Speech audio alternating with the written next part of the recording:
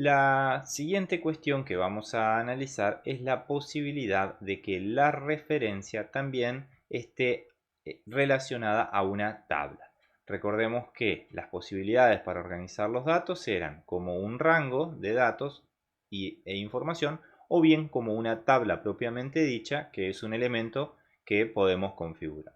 En este caso nosotros vamos a volver, al igual que hicimos hoy, a introducir nuestra tabla. Para ello vamos a dar la selección del rango total de datos, clic luego en insertar y luego en el botón tabla. Cuando realizamos esta operación podemos ver que en el cuadro de diálogo que se nos presenta aparece efectivamente ese rango de datos. Damos clic en aceptar.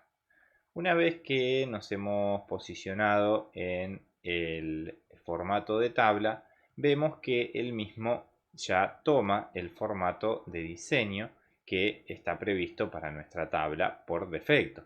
Y como hemos observado también, accediendo a la pestaña Diseño, precedido de herramienta de tabla, podemos seleccionar otros formatos que nos agraden, ¿no? Una vez que hemos realizado esto, nuevamente nosotros nos encontramos con la necesidad de obtener el monto total de ventas, que como ya vimos surge de la multiplicación entre las celdas B2 y C2 y así sucesivamente. Para ello entonces vamos a observar qué información nos permite tener nuestra tabla.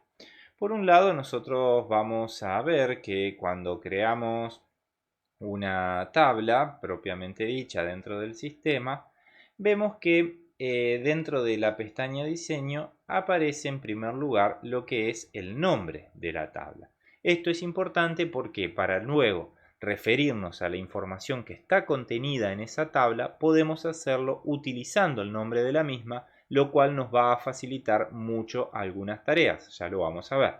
Entonces supongamos que nosotros a nuestra tabla le damos el nombre ventas. Sencillamente en el cuadro de diálogo que presenta el nombre de la tabla, insertamos la palabra ventas y damos enter. A partir de ese momento la tabla se va a llamar ventas.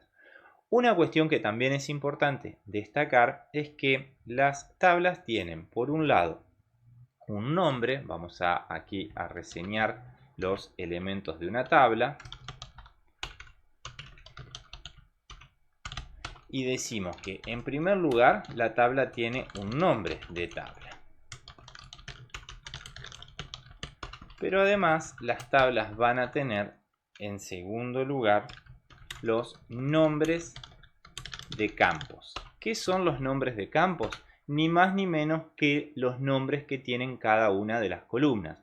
En este caso tenemos la columna productos, la columna cantidad vendida, la columna precio unitario,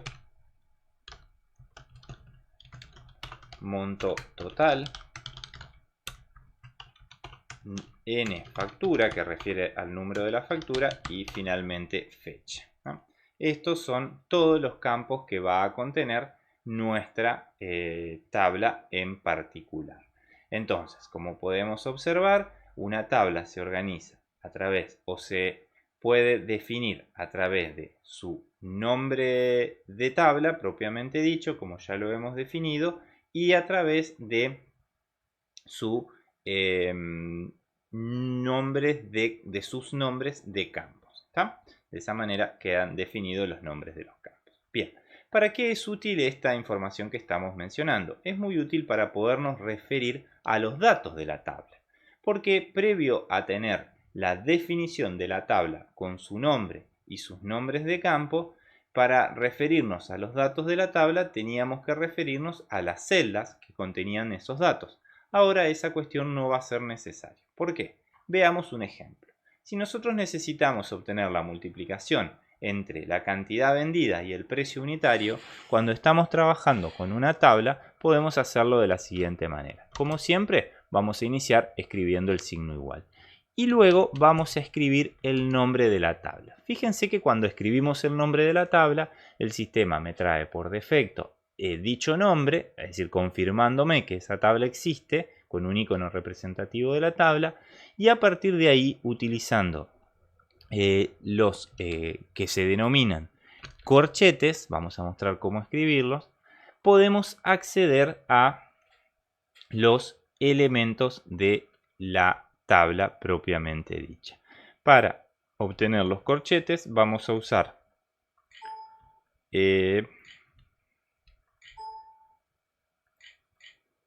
por aquí andan los corchetes.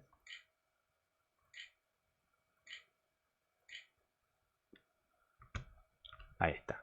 Utilizando la tecla Alt y los signos que están justo al lado del Enter en el teclado, nosotros podemos acceder a los corchetes. Entonces vamos a escribir ventas, vamos a abrir el primer corchete y vemos que cuando abrimos ya nos aparece, y esto es súper interesante cuando trabajamos con tablas, nos aparecen los nombres de los campos que nosotros habíamos escrito. ¿Cómo dijimos que íbamos a calcular el monto total? Multiplicando el precio unitario de la tabla ventas. Para eso hacemos doble clic en precio unitario y cerramos el corchete, introducimos el operador de multiplicación, luego nuevamente escribimos ventas, volvemos a abrir el corchete y ahora seleccionamos la cantidad vendida. Lo hicimos al revés, pero no importa. Una vez que seleccionamos entonces la cantidad vendida, cerramos el corchete y fíjense la forma en la que hemos realizado esa referencia. Damos Enter y veamos el resultado. Una vez que hemos dado Enter, luego de haber introducido la multiplicación haciendo referencia a la tabla, como estamos reseñando acá, logramos obtener de una forma automática todo el rango de multiplicación. Fíjense que solamente lo insertamos una vez y obtenemos todo el rango. Vamos a realizarlo de vuelta. Nosotros recién lo que hicimos fue escribir el nombre de la tabla, seleccionar la cantidad vendida por un lado y multiplicar por el campo también de la tabla ventas, pero en este caso del precio unitario. Y fíjense, una vez que he construido la multiplicación de esa manera, voy a dar Enter y se completa automáticamente todo el rango de datos. Esto es muy útil. ¿Cómo podemos hacerlo sin tener que escribir el nombre de la tabla? Es muy sencillo. Vamos a utilizar el signo igual, vamos a multiplicar la cantidad vendida por el precio unitario, señalando cuáles son las celdas. Y fíjense que lo que me inserta allí la función de Excel es un arroba adelante, porque quiere decir que nos estamos refiriendo a la misma tabla. Es lo mismo que escribir el nombre de la tabla y luego lo multiplica por el precio unitario. Le damos Enter y ya está. ¿Para qué puede